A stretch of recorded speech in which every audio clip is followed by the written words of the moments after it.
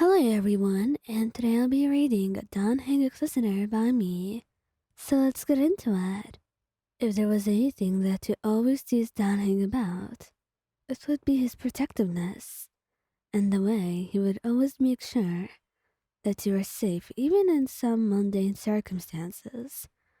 Cutting something with a knife? No, he would like to do the job instead, and have you away from it. But honestly, it was pretty fair then, considering your cutting skills were not really up to par with his, so you couldn't really judge him on that. However, you still felt that hint of protectiveness from him, and thought it cute all the same. Danheng, seriously, it's just a knife, and it's not a very sharp one at that. It's a knife nonetheless. And if I were to be honest, you're not that skilled at cutting, Ryan. Wow, you wound me sometimes, but you couldn't lie and say that it wasn't right. So you decided to keep your mouth shut, to keep yourself from hearing his further discouraging comments, or rather honest ones. He wouldn't lie to you to make you feel better. He was quite honest about his feelings and his observations, no matter how many times people would tell him that perhaps they're a little bit too blunt and maybe a little bit hurtful sometimes. But it had come to be something that you loved about him and admired.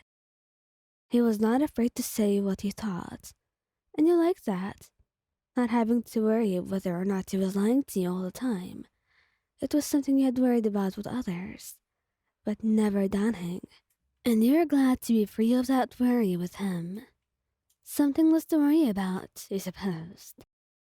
But, well, there were many other things for you to worry about.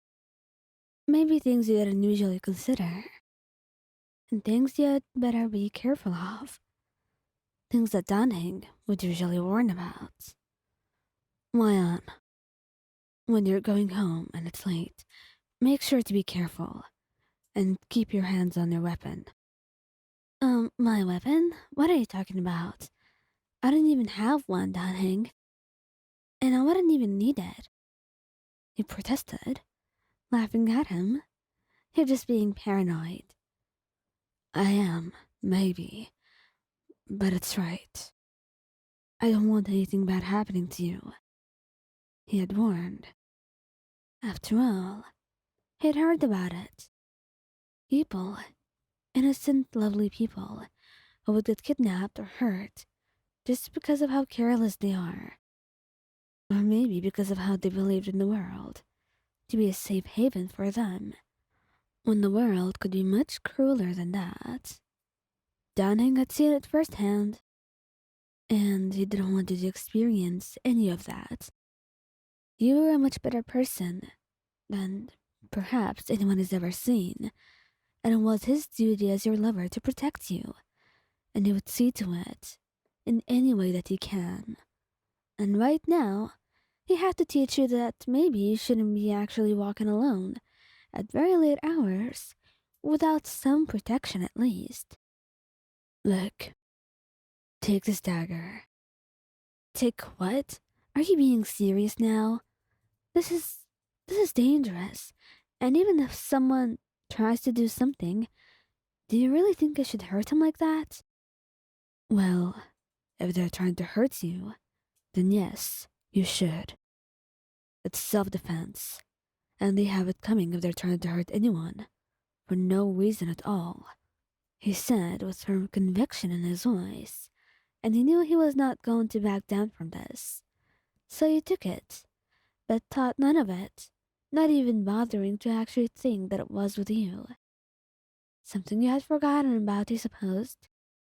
You loved him, but sometimes perhaps you could be a little bit too careful and too paranoid.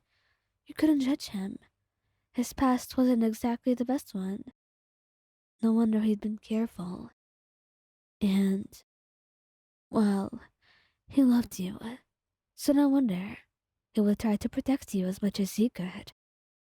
He couldn't handle losing you, and if it was the other way around, you knew you wouldn't be able to handle losing him as well. So he was truly free from any blame you could point at him. But then you didn't notice that maybe if you had paid more attention to his advice, things wouldn't have turned out as they would right now.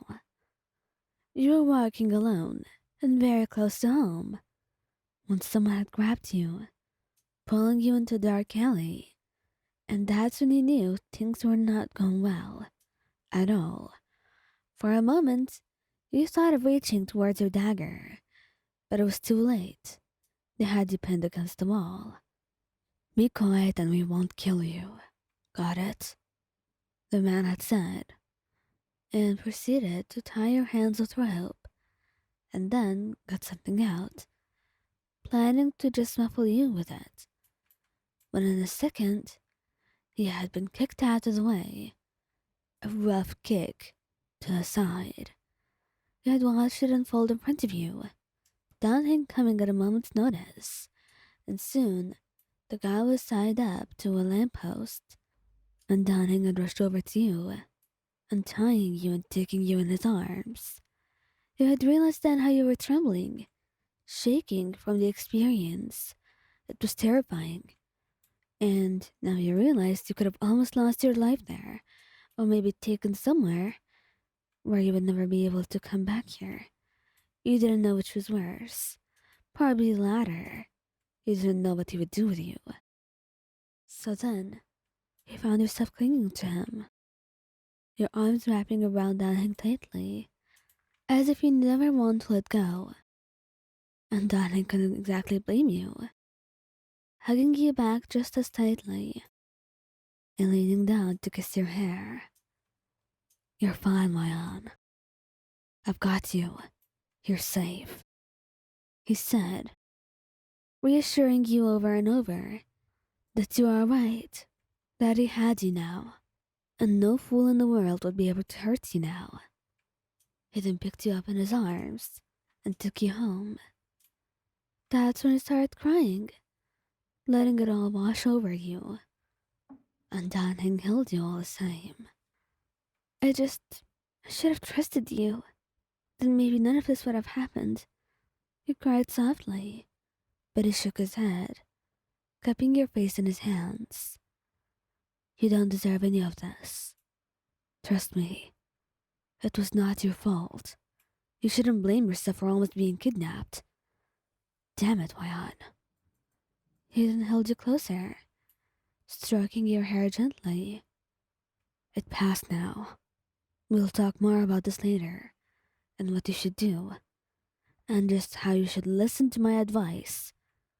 But not now. Now I'm just glad that you're alright, and that you're home and safe. That's all that matters to me now. He mumbled, and he nodded, letting yourself melt into his warm arms. And tomorrow would be another day. A day where you'd be able to talk about this and discuss what you should do next. It's safe to say you don't leave his arms for the rest of the night, and he has no reason to pull away.